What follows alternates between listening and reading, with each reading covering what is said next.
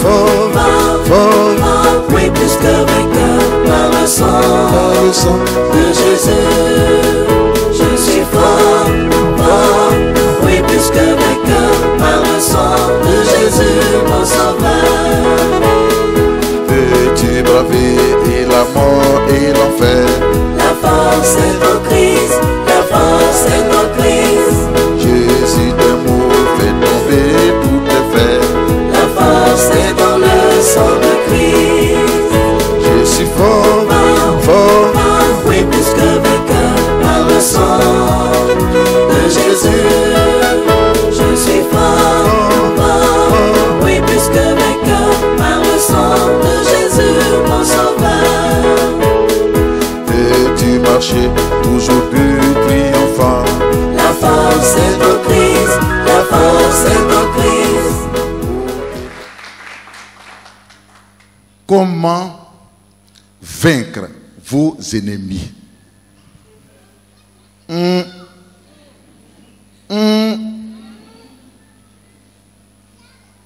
Cette première parole-là, elle est forte, hein? Elle est lourde. Habituellement, quand on parle des ennemis, même les chrétiens, même, avant qu'ils ne soient devenus chrétiens, ils avaient peur. Mais beaucoup, quand ils sont devenus chrétiens, c'est là même qu'ils ont plus peur d'eux. Une chose qui n'est pas normale. Il y a des secrets. Il y a des choses qu'il faut connaître, selon la Bible. Il y a des codes qu'il faut savoir, qui peuvent nous aider à vaincre nos ennemis, même l'ennemi le plus virulent, qui se prénomme, par exemple, dans le royaume du diable, Goliath. Ce thème est tellement d'actualité,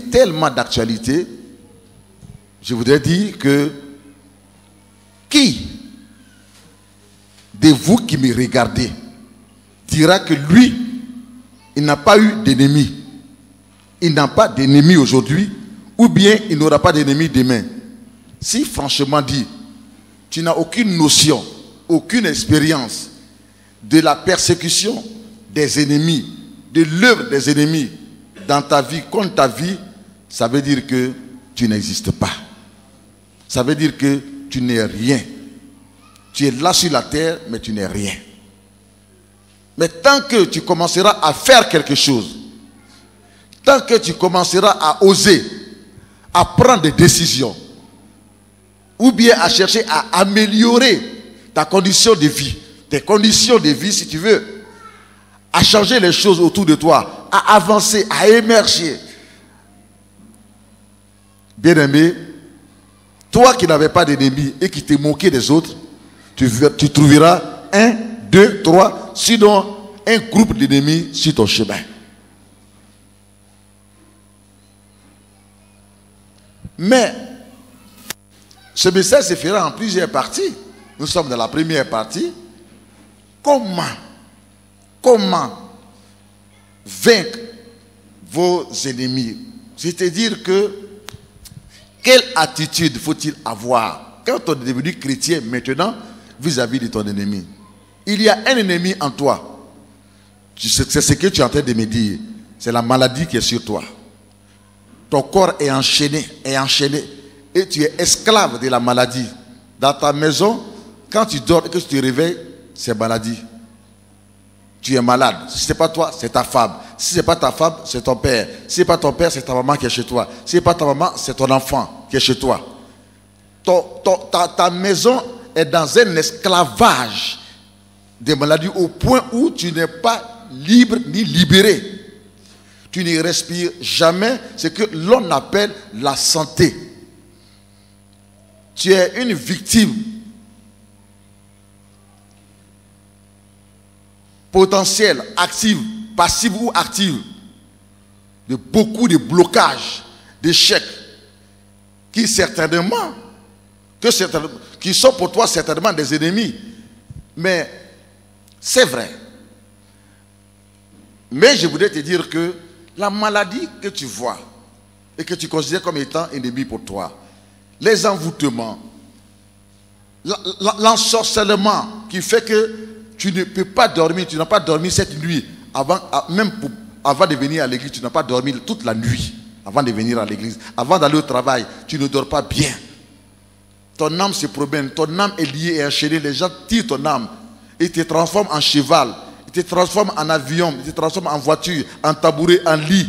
Et c'est sur toi qu'ils font toutes ces choses. D'autres te transforment en WC. Et c'est sur toi qu'ils font toutes les choses. Le matin, quand tu lèves net, ton patron n'a pas envie de te voir parce que ils ont mis du rejet sur toi. Le rejet, les ordures, les cacas, tout. Tu es un WC. Tu es esclave quelque part. Tu vis des choses. Dans tes rêves, tu manges même les déchets caca. Dans tes rêves, tu bois le sang. Et beaucoup de choses. Tu es poursuivi par des oiseaux, les reptiles. Tu es poursuivi par les lions et les panthères.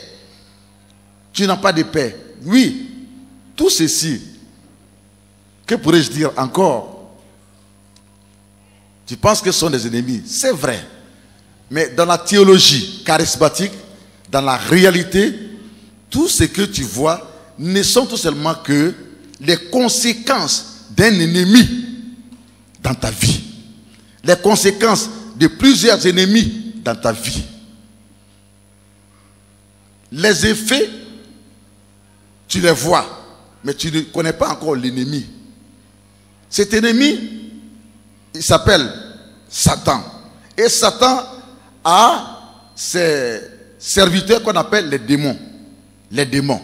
D'autres sont dans les eaux, dans les cailloux, dans la terre, dans les arbres, dans les rivières, dans les eaux. Ils sont partout et ils sortent de là pour mener des assauts contre des familles. Quand bien même tu te convertis, que tu viens à l'église, ils te poursuivent même jusqu'à dans l'église. Ils peuvent faire exprès de se convertir alors qu'ils ne sont pas convertis.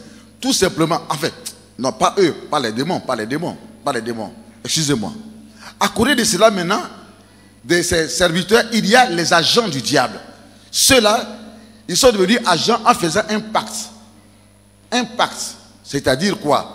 Un homme vivant, un être humain comme toi, ça peut être ton père, ton oncle, ta maman, ta tante, mais qui, étant à la recherche du bonheur pour elle, pour sa famille, ou bien à la recherche de la puissance, peut faire un pacte avec un féticheur, ou bien avec un Goliath, un chef sorcier de la famille, et puis qui lui transfère la sorcellerie. À partir de ce moment, elle a le pouvoir de voir dans le monde spirituel, de traverser les portes, de traverser les murs, sans dire coco, de voyager et de chercher à détruire et à faire du mal. C'est ceux-là donc qui transportent les maladies. C'est ceux-là donc qui transportent les problèmes. Donc les vrais ennemis, c'est le diable, appelé Satan, les démons, les anges déchus, et puis les esprits humains, c'est-à-dire que ceux qui sont mi-hommes et mi-démons, c'est-à-dire qu'ils sont avec vous, ils parlent avec vous, mais en même temps qu'ils parlent avec vous, ils peuvent sortir de leur corps et entrer dans le monde des esprits pour communiquer avec les démons, et puis mettre un piège devant vous, ou bien mettre quelque chose sur votre lit, et puis ils s'en vont, et puis malheureusement vous tombez dans ces pièges si vous n'avez pas Jésus, et si vous n'êtes pas un homme et une femme de prière. Notre vie quotidienne est une vie de combat. Est une vie de combat. Nous devons par conséquent, en tant que chrétiens, être aguerris tous les jours. Aguerris, ce n'est pas seulement, oui, dire démon sort, mais en écoutant des enseignements pour recevoir une certaine connaissance à la matière. Ne vous en faites pas. Il y a des situations qui vous arrivent, vous pensez que c'est naturel. Mais si ça vient 2 fois, 3 fois, 4 fois, ça se répète, ça veut dire que c'est téléguidé contre vous à partir d'un certain monde, à partir d'une certaine famille satanique, à partir d'un certain groupe, ou bien à partir d'une certaine confrérie pour lesquelles c'est possible que ce soit votre papa, votre maman, votre frère, votre tante, quelqu'un de votre famille n'est pas épargné, n'est pas exempt de la chose. C'est-à-dire est complice. À cause de cela, Dieu nous exhorte à la prière, mais à la lecture de la Bible, à la méditation de la Bible, mais aussi à la connaissance de la Bible, à la connaissance de notre ennemi qui est appelé Satan, qui est organisé et qui fait des choses, et puis beaucoup de gens ne se rend pas compte que ça vient de lui. Alors que ce qui t'arrive, ça vient de lui. C'est pour cela que Dieu, il a dit à Jésus, va et donne le don de la délivrance, le don de la guérison. Parce que moi, Dieu, je suis un Dieu du combat. Ça, c'est depuis le ciel. Quand l'ennemi s'est attaqué à Dieu, s'est révolté contre Dieu, Dieu l'a combattu. Et Jésus est venu précisément pour combattre le diable. Alléluia. Il a arraché notre autorité que le diable avait volée. Il lui a arraché cela. Et avant de partir, il dit, voici, je vous redonne le pouvoir. Je vous redonne l'autorité. Nous devons donc exercer cette autorité. Pas sur les hommes, les êtres humains. Les êtres humains qui se fatiguent. Mais sur l'esprit et les esprits qui sont derrière eux, qui les suivent, qui les influencent, qui les poussent à haïr les frères, les soeurs, même les propres fils, les propres filles, à haïr leurs propres parents. Il y a des enfants qui ne peuvent pas supporter leurs parents. Ils ne peuvent pas supporter leurs papas, leurs mamans. Parce qu'ils sont sous l'influence. L'influence des démons. L'influence de la sorcellerie. Qui vient de quelque part. Les ennemis, il y en a partout. Partout. Nous devrions donc être aguerris pour les combattre et pour les vaincre. Parce que nous sommes nés en Jésus-Christ pour vaincre. Nous sommes nés vainqueurs. Luc 6, versets 31 à 33. Luc 6, versets 31 à 33. Que nous allons lire par la grâce du Seigneur. Écoutez. Luc 6, verset 31 au verset 33. Luc 6, verset 31 à 33. Ce que vous voulez que les hommes fassent pour vous, faites-le de même pour eux. Merci. Le Seigneur Jésus, quand il est venu sur terre, il avait sa théologie basée sur l'amour. Et il dit que ce que vous voulez que les hommes fassent pour vous, faites-le de même pour eux. Ça veut dire quoi? Avant que Jésus n'arrive, voici comment les gens raisonnaient. C'est-à-dire que l'homme là, il attend que tu lui fasses du bien d'abord avant de te faire. Jésus dit que moi, ma loi dit que si tu veux que quelqu'un te fasse du bien, si tu veux que quelqu'un te donne une veste ou bien une chaussure, toi qui attends la chaussure de lui, fais un geste vers lui. C'est que vous voulez que les gens ils vous fassent du bien, vous-même faites d'abord, prenez le devant.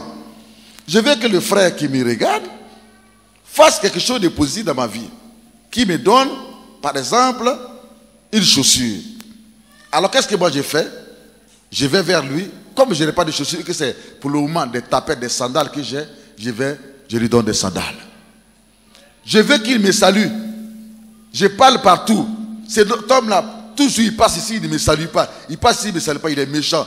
Et je garde son nom, je garde son nom. C'est pas bien. Jésus dit, si tu veux qu'il te salue, cet homme qui passe toujours sans te saluer, toi, donne-lui l'exemple. Montre-lui le chemin, pose un air de sa vie. Alors pendant qu'il est en train de passer, dit, monsieur, même s'il ne vous écoute pas, rapproche-toi de lui. Rapproche-toi de lui, dit, monsieur, quand il vous regarde, bonjour monsieur. Que Dieu vous bénisse. Demain, il fera de même pour vous. Et il continuera maintenant de vous saluer. Ce que vous voulez que les hommes fassent pour vous, faites-le de même pour eux. N'attendez pas toujours que quelqu'un fasse quelque chose pour vous et puis vous ne faites rien. Vous aussi prenez le devant des choses. Vous voulez qu'on vous demande pardon, mais prenez le devant, demandez pardon. Vous voulez qu'on vous pardonne, prenez le devant, pardonnez à celui qui vous a offensé. Et ainsi, le pardon que vous avez sémé, vous récolterez cela dans votre vie. On continue. Si vous aimez ceux qui vous aiment, quel gré vous en saura-t-on? Mais si vous aimez seulement, en tant que chrétien, que c'est lui qui t'aime, mais qu'est-ce que tu fais de bien, de si bien? Avant, dans l'Ancien Testament, c'était la loi du talion. Si tu m'as fait du bien, toi qui m'as fait du bien, c'est à toi que je ferai du bien. Mais si tu m'as fait du mal, je te rendrai le mal. Ça, c'était la loi de l'Ancien Testament. Mais la loi de Jésus dit que si vous aimez ceux qui vous aiment, quel gré vous en saura-t-on? Donc nous devons aimer même ceux qui ne nous aiment pas. C'est-à-dire qu'ils feront des provocations pour conduire notre cœur dans la colère, alors que la Bible dit ne dormez pas avec la colère. Car quand tu dors avec la colère de quelqu'un, les sorciers viennent prendre ton âme. Et quand ils prennent ton âme, c'est-à-dire qu'ils utilisent ton âme pour voyager. Ils utilisent ton âme pour aller sur les champs de guerre. Ils utilisent ton âme et ils transforment ton âme quelquefois en animal pour aller détruire les champs des gens. Ils transforment ton âme. Quand tu te réveilles le matin, tu es fatigué et les rêves qui te reviennent, c'est que tu étais en brousse. On te poursuivait. Tu es tombé dans l'eau. Mais un chrétien, il ne tombe pas dans l'eau. Il ne tombe pas dans l'eau quand on le poursuit.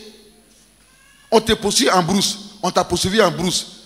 Tu as volé comme oiseau. Non, un chrétien ne vole pas comme oiseau. Comme oiseau. C'est une initiation à la sorcellerie. Ils sont en train de t'initier. À cause de quoi? À cause de ce que tu as dormi avec la colère. La Bible ne donne pas ainsi l'occasion au diable de vous dominer. Quand tu dors avec la colère, selon Éphésiens chapitre 4, le verset 24 à 25, 25 à 24, 25, 26. Quand tu dors avec la colère, c'est une porte que tu as ouverte aux sorciers, aux démons, d'entrer dans tes rêves, alors qu'ils n'avaient pas le droit auparavant. Et de prendre ton âme, pour utiliser ton âme comme l'air cobaye, l'air marionnette, et tu te réveilles au milieu de la nuit. Et le matin, tu es fatigué, tu es fatigué, tu es fatigué. L'homme contre qui tu es en colère, là, ils utilisent ton âme et eux-mêmes, ils savent pour attaquer la personne. Pour attaquer la personne. Et si la personne maintenant, quelque chose de mauvais lui arrive, toi tu es content. Pourquoi? Parce que tu n'as pas pardonné avant qu'il ne fasse nuit. C'est pour ça que la Bible dit que dans ces cas-là, toi aussi, tu es un criminel. Vous voyez? Donc, l'ennemi cherche des portes d'entrée. Il faut donc avoir un comportement. Si tu pardonnes à ton frère qui t'a offensé avant qu'il ne fasse nuit, c'est un des secrets pour vaincre ton ennemi. Comment vaincre vos ennemis? Par le pardon, avant qu'il ne fasse nuit. C'est un des secrets, un des codes qu'il faut connaître pour vaincre vos ennemis. N'entrez donc pas dans la provocation. Ils chercheront à vous provoquer pour que vous les fassiez du mal. Non, ton ennemi a faim, donne lui-même à manger, dit la Bible. La loi de Jésus dit, donne-lui à manger.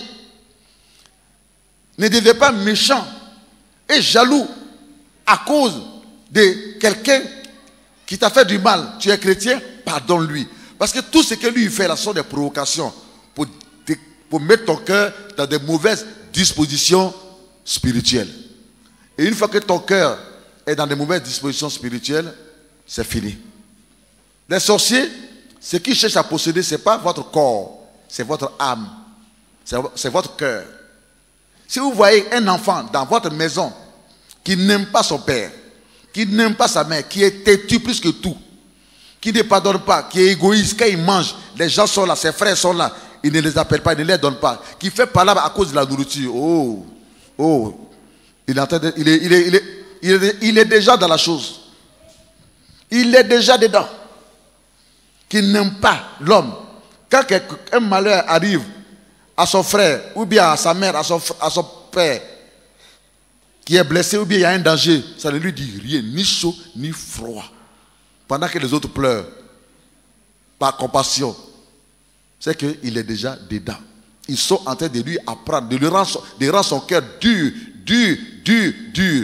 Et demain, ils peuvent le transformer là-bas en boucher. C'est-à-dire que c'est lui qui va égorger les gens, couper les gens, Et quand il transforme les gens en bœufs, en moutons, c'est lui qui va, il sera le boucher. Sans pitié. Est-ce que vous apprenez quelque chose? Vous apprenez quelque chose? On acclame le Saint-Esprit. Ce message-là, ce n'est pas tout le monde qui peut regarder les gens comme ça. Ce n'est pas tous les pasteurs. Regarder les gens comme ça et puis prêcher et dénoncer les œuvres des ténèbres, les œuvres de Satan, les œuvres des démons et les œuvres des sorciers. Les sorciers sont dans le monde physique et sont dans le monde des esprits. En même temps qu'ils vous voient dans le monde physique, aussi, ils voient aussi les démons, ils voient aussi les anges dans le monde des esprits. À la seconde, il peut sortir de son corps, il est dans le monde des esprits. Ton enfant, s'il a un caractère comme cela, c'est qu'il vit des expériences. Il vit des expériences. Appelle ton enfant et parle avec lui. Dis-lui, je ne te ferai pas du mal, confesse-toi. Parce que c'est possible que ton enfant même t'attaque. Ton enfant même t'attaque et te détruit. Ça peut être aussi ton mari qui te détruit comme cela, s'il est dans le monde des esprits. Ça peut être aussi ta propre femme qui te détruit comme cela, si elle est dans le monde des esprits. J'ai vu beaucoup de pasteurs, n'est-ce pas? N'est-ce pas, Salomon? Qui sauvent depuis que le combat a commencé ici. Mais c'est le feu partout. Le feu partout. Il y a des pasteurs qui sont venus prier ici, qui ont écouté ces messages. Quand ils sont partis, qui ont commencé à faire des prières. Retour à l'envoyeur. Retour à l'envoyeur. Que l'épée retourne à l'envoyeur. L'épée retourne à l'envoyeur. La nuit, au milieu de la nuit. Baf! Je meurs. La femme attrape son cœur. Dieu dit que si je ne parle pas, je vais mourir. Les femmes ont parlé. N'est-ce pas vrai, Salomon? N'est-ce pas vrai, maman? Ils sont venus jusqu'à Bethel, des kilomètres, là où j'habite, dans ma résidence. Je ne dis pas un pasteur, s'il vous plaît. Je ne dis pas un pasteur, s'il vous plaît. Je dis des pasteurs. Pour dire qu'est-ce qu'ils doivent faire dans cette situation. Il a dit, mais écoutez, moi je ne sais pas ce que vous allez faire. Si vous ne savez pas ce que vous allez faire, moi je ne sais pas ce que vous allez faire. Ce que je vais vous dire, je rends grâce à Dieu de ce que la parole que Dieu m'a donnée de prêcher et les prières, les stratégies de prière qu'il m'a révélées et que je vous ai transmises, vous les avez faites. Et votre ennemi qui est avec vous, vous avez eu 5 enfants, 6 pour d'autres. Pour d'autres, ils n'ont pas encore eu. C'est pas possible. C'est aujourd'hui que vous venez de savoir que ils sont vos ennemis. Mais pourquoi? Et parce que quelqu'un, de façon courageuse, a obéi au Seigneur. Parce que c'est le don que Dieu lui a donné. Dieu l'a mis à part. Alléluia. Pour détruire les œuvres des ténèbres par la prédication de la parole. Par la prédication de l'évangile. Maintenant, si on prêche contre les démons, contre les sorciers, et que toi tu ne viens pas à l'église à cause de cela, mais ce sont tes problèmes. Ça ne fait que te regarder. Ça veut dire que tu es dedans. Mais si moi je ne suis pas dedans, qu'on dit épée, retour à l'envoyeur, mais ça ne me dit rien. Parce que on est en train de t'aider, puisque toi-même tu sais que tu as des ennemis. Ta vie n'évolue même pas. À cause de quoi? Tu as tous les atouts. Tu as tous les atouts pour que tu aies une percée quotidienne dans ta vie. Dieu bénit ton pasteur. Tu es brebis dans l'église que Dieu a confiée à ton pasteur. Dieu le bénit. Pourquoi la bénédiction ne descend-elle pas sur toi? Est-ce que tu t'es une fois posé cette question, tu as réfléchi une fois? C'est que tu es en difficulté avec toi-même. Tu as une théologie qui n'est pas bien. Ou bien ça veut dire que tu es dans un monde qui n'est pas bien. Par conséquent, rien ne peut venir sur toi. Des biens qui viennent de Dieu. Mais attention, quand on va dire épée viendra, épée là, ça va te transporter, même tu es là, ça va te transporter quand tu cognes au mur là-bas. La troisième fois, si tu ne te répands pas, ça transperce ton cœur. Et on ne parlera plus de toi sur la terre des hommes. C'est ça. C'est mon appel, c'est mon ministère. Le combat spirituel, la délivrance. On acclame le Saint-Esprit.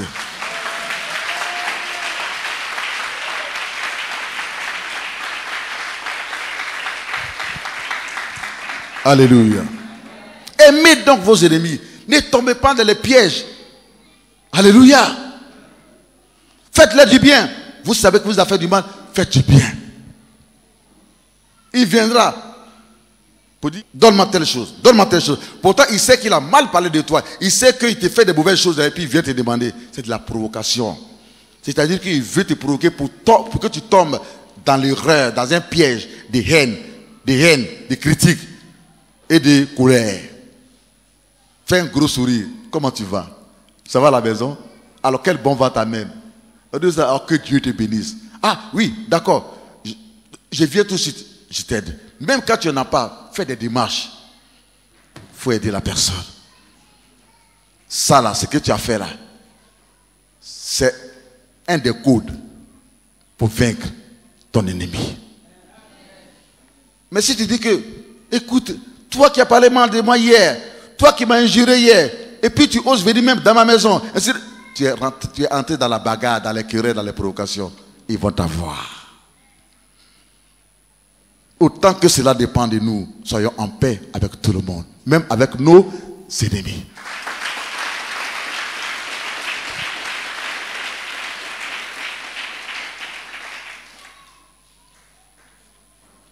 Le verset 33. Si vous faites du bien à ceux qui vous font du bien, quel gré vous en saura-t-on? Les pécheurs aussi agissent de même. Mais si c'est lui qui t'a salué, c'est lui que tu salues, et que tu ne salues pas, c'est lui qui ne t'a pas salué, mais qui est le mauvais là? C'est toi. Selon la loi de Jésus. Dans l'Ancien Testament, quelqu'un ne te salue pas, tu dis moi aussi il ne te salue pas. C'était la loi du talion. Mais maintenant nous sommes sous la loi de la grâce. La grâce. On n'est plus sous le légalisme mosaïque. Où c'était la loi en vigueur était la loi du talion. Tu m'as fait du bien, je t'ai fait du bien, tu m'as fait du mal, je t'ai rendu mal. Est-ce que vous voyez? Donc si nous faisons seulement du bien à ceux qui nous ont fait du bien, si tu fais que du bien à ceux qui t'ont fait du bien, quelle récompense auras-tu auprès de Dieu? Rien. Parce que c'est ce que tu faisais quand tu étais dans le monde. C'est lui qui t'a fait du bien, c'est à lui que tu fais du bien. C'est lui qui t'a fait du mal, c'est à lui, tu lui fais du mal. Maintenant que tu es en Christ, la Bible dit que tu es devenu une nouvelle créature. Il y a une régénération dans ton intelligence. Tu ne vois plus comme avant. Tu ne penses plus comme avant. La loi de Christ doit t'influencer. C'est une loi d'amour. D'amour. Alors, fais un gros sourire et fais du bien à celui qui t'a fait du mal. Luc 6, le verset 34, le verset 35. La prophétesse va lire. Luc 6, le verset 34 à 35. Et si vous prêtez à ceux de qui vous espérez recevoir, quel gré vous en saura-t-on? Les pécheurs aussi prêtent aux pécheurs afin de recevoir la pareille. Mais aimez vos ennemis. Aimez vos ennemis. Faites du bien et prêtez sans rien espérer. Faites du bien et prêtez sans espérer qu'il vous rembourse ou bien il y ait un pourcentage. Et votre récompense sera grande et vous serez fils du Très-Haut. C'est à partir de ce moment-là seulement que vous devenez fils du Très-Haut et Dieu vous récompensera et ses bénédictions descendront sur vous. Ça veut dire que les gens vous pousseront à avoir la haine et les rancunes et à les critiquer tous les jours pour vous distraire afin que vous ne puissiez pas vous concentrer sur l'objectif, sur votre destinée, sur le chemin où vous allez, sur la lumière que Jésus a mis autour de vous. Par jalousie, cherchons à vous provoquer pour mettre les rancunes, la haine et les critiques dans votre bouche et dans vos cœurs, pour vous distraire, pour vous disperser et pour vous déconcentrer. Si vous suivez et vous tombez dans ce piège, bien aimé, dans ce cas-là, vous n'êtes pas fils du Très-Haut, vous serez fils du Très-Bas, qui est le diable. Quand bien même vous allez à l'église. Et dans ce cas-là, vous n'aurez aucune récompense. les gens reçoivent l'onction. L'onction, ils vont avec l'onction, ils sont bénis. Ils se marient, ils ont des enfants, ils reçoivent l'onction à l'église. Ils vont, ils cherchent du travail. Ils ont du travail, ils passent des concours, ça marche. Et si ils ont de la promotion dans leur travail, l'onction les guérit. Mais pour vous, ça serait trop compliqué. Pourquoi? Parce que quand Dieu regarde votre cœur est mauvais. Alors, ne tombez pas dans leurs provocations. Parce que l'ennemi, ce qu'il cherche, les sorciers, c'est à entrer dans votre cœur, votre âme. Et ils possèdent l'âme. Parce que c'est avec l'âme qu'ils font des combats. C'est avec l'âme qu'ils voyagent dans le monde des esprits. Le corps est couché. Le corps est couché. Et puis ils sortent de leur corps. C'est leur âme qui sort. Et puis qui fait des mauvaises choses. Des mauvaises choses. Des mauvaises choses. Et des fois même, ils détruisent eux-mêmes. Ils détruisent. Les amis viennent faire des réunions dans leur maison avant de partir. Et puis, comme la femme de ce pasteur disait, ils détruisent les frigidaires, ils détruisent les choses, tous les appareils, ils font caca dans les fauteuils, et ainsi de suite. Parce qu'elle était cheftaine dans le monde de la sorcellerie. Et elle avait un groupe encore dans l'église.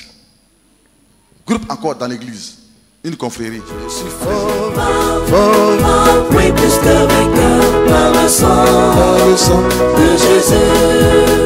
Je suis fort, oui, plus que vainqueur par le sang de Jésus, mon sauveur.